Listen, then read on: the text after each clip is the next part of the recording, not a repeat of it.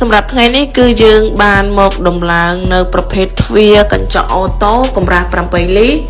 ຂະຫນាតកម្ពស់វា2ម៉ែត្រកន្លះហើយនឹងទទឹង1ម៉ែត្រ8ចាដូចបានឃើញនៅក្នុងវីដេអូ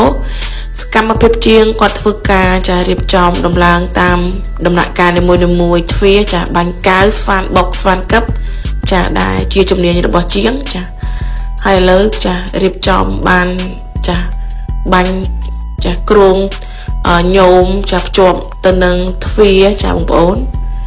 ចាសម្រាប់អតិថិជនដែលមានតម្រូវការចង់ដំឡើងនៅប្រភេទទ្វារកញ្ចក់អូតូប្រភេទទ្វារកញ្ចក់ស្លាយនានាចាខាងក្រុមជាងប្អូនទទួលដំឡើងកំងកាត់ជូនបានចាដែលទីតាំងយើងខ្ញុំគឺស្ថិតនៅទឹកថ្លាខណ្ឌសែនសុខរាជធានីភ្នំពេញចាហើយក៏សូមចាអរគុណបងស្រីនៅខាងក្រពាំងក្លឹងដែលគាត់ធ្វើការចាជាវនឹងកំងចាសម្រាប់កញ្ចក់ទ្វារអូតូនេះចាហើយក៏សូមជូនពរបងស្រី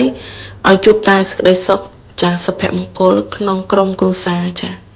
អរគុណគ្រប់លាចាហើយលើបងប្អូនរីករាយទស្សនាបន្តចានៅសកម្មភាពជាងគាត់ធ្វើការដំឡើងចាទ្វារកញ្ចក់អូតូ